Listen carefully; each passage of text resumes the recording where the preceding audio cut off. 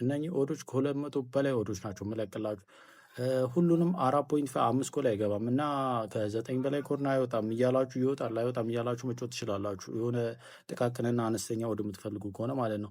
በእርግጥ እንደዚህ አይነት 200 300 ኦዶችን እየለቀኩላችሁ የምትነጫነጩ ሰዎች አያገባኝም ስለእናንተ። ምክንያቱም እኔ ያለፈውን ስቶሪን ካያችሁ ማለት ነው 4ቱንም ሳምንት ተሳክቷል በተከታታይ ማለት ነው። 4 ቀናቶችን በተከታታይ አሳክቼ ስቶሪ አድርጌ አይታችሁ ነበር። በጣም ብዙ ብር ነው፣ በጣም ብዙ ብር ማለት ነው።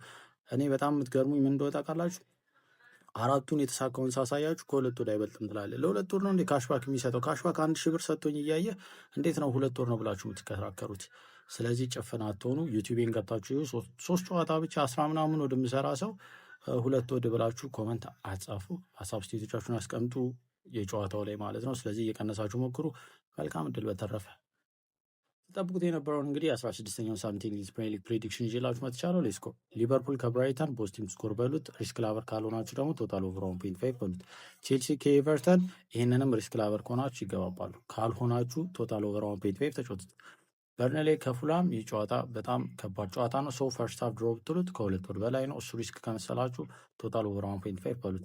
ወደ ሌላኛው ፕሪዲክሽን ከመሄድ በፊት ኮፒ ሊንክ ሀሳብ ስቴቶቻችሁን አስቀምጡ። መች ነው የምበለው እያላችሁ ምጽፉ ሰዎች ስለማትከታተሉ ነው።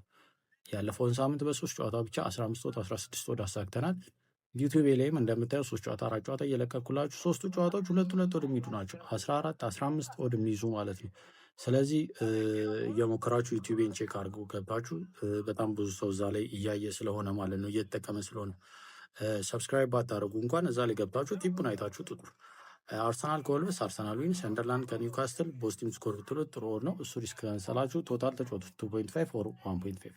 ክርስቲያን ፓላስ ከማንቸስተር ሲቲ ይገባባሉ። እሱም ሪስክ ከመሰላችሁ ቶታል 2.5 ኦር 1.5 ተጫወቱ። ይሄንን በመቀጠል ዌስትሃም ከአስቶን ቪላ ቶታል 2.5፣ ብሬንትፎርድ ከሊድስ ቶታል 2.5 ኦር ይገባባሉ በሉት።